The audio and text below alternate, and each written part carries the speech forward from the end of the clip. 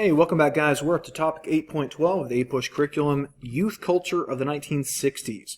This will be a rather brief topic, but it will touch on a few things we've already looked at and also a couple new things as well. So we're going to look at the causes and effects of 1960s unrest among young Americans, and we're going to begin by going to college. Okay, we're going to talk about discontent on the campuses. And we're going to begin also by looking at this thing called the Students for a Democratic Society, or SDS. And the SDS said that basically that the students should have a greater voice and a greater sort of impact and control over decisions made at their universities. So the students should be included in major decisions being made on these campuses. Now, over time, this movement, the Students for a Democratic Society, will grow increasingly radical and increasingly anti-war. So they'll definitely be a big part of the anti-war movement. Now, as far as radicalism, we're going to look at an example of that in just a couple minutes.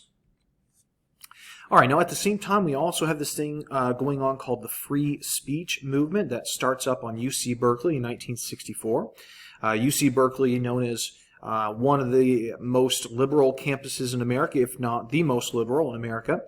And this was a campus that had basically forbidden students from engaging in political activities. And so the free speech movement was a resistance against that. You know, students should be able to have a political voice, should be able to gather, they should be able to protest, they should be able to exercise their constitutional rights on campus.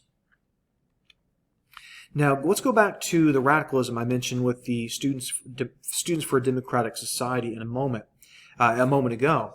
In 1969, a radical offshoot of the SDS, calling themselves the Weathermen, decided to use violent means to try to overthrow the U.S. government. So this was they were motivated by their Marxist beliefs. In other words, they're communists.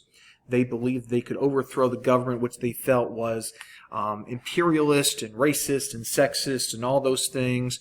And they believed that they, through bombings and bank robberies and vandalism and jailbreaks and so forth, that they could in fact overthrow the U.S. government.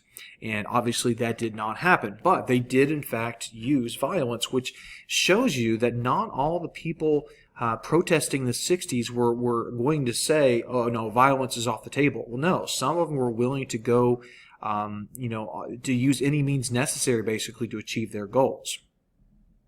All right, now let's look at the counterculture that's growing in the 1960s. And in fact, 1960 is an important year because it introduces to America the birth control pill. Now, this was a major step forward in America because all of a sudden women had the ability to pick and choose when and if they wanted to have children.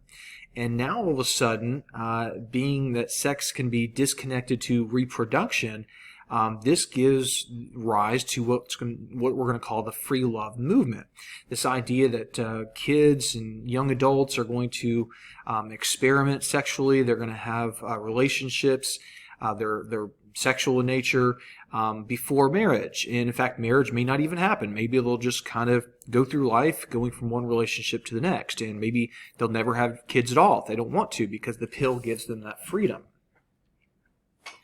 So we're seeing in the 1960s, guys, a youth rebellion where people, young Americans, are rejecting things they see as old-fashioned, as being conformist in nature. So think back to the 1950s of the suburbs and the guy in the flannel suit, the gray flannel suit, and all that stuff. And this is something that the youth of the 1960s wanted nothing to do with. At least some didn't, anyways. They were against the Vietnam War. They were against the slow movement of the civil rights movement. They wanted more rapid progress, stamping out racism in America. And many of them also railed against capitalism. Now, this is somewhat ironic in that they were living in the richest country on planet Earth, a country that, in fact, was so wealthy that the young of America could have the free time to protest against it. I guess that irony may have been lost on some of the protesters. Now, what you're going to see with some of these counterculture types is an experimentation in communal living. So rather than having individual homes with 2.5 kids and a white picket fence and all that stuff, maybe we can kind of live together as a community, and we'll all work together, and maybe even lines that once set aside relationships might become blurred, where there's more of kind of a communal family type system where everyone is kind of the same unit rather than being separate. Okay, man and wife here, man and wife there. It all becomes kind of blended together. You also see with the counterculture movement a widespread use of illegal drugs, particularly hallucinogenic drugs like LSD, and that, of course, is something that mainstream American society was not a big fan of. They would point to these counterculture people as, hippies who sit around smoking dope and not really contributing to America. That was a major criticism of the counterculture. All right, now let's talk just briefly about the anti-war protest. Again, obviously we're talking about the Vietnam War. The longer the war went on, the more disaffected Americans got, particularly young Americans, because of course they're the ones who are going to have to go fight the war. So to protest against it, there were thousands of Americans who decided to basically burn their draft cards or to simply flee the country and go to Canada where they couldn't be drafted. A lot of young Americans who maybe weren't willing to go that far, at least at the minimum, often question what the war was all about. Is it really worth the money and lives being lost? Are we gaining anything out of this war, or is this war just a quagmire?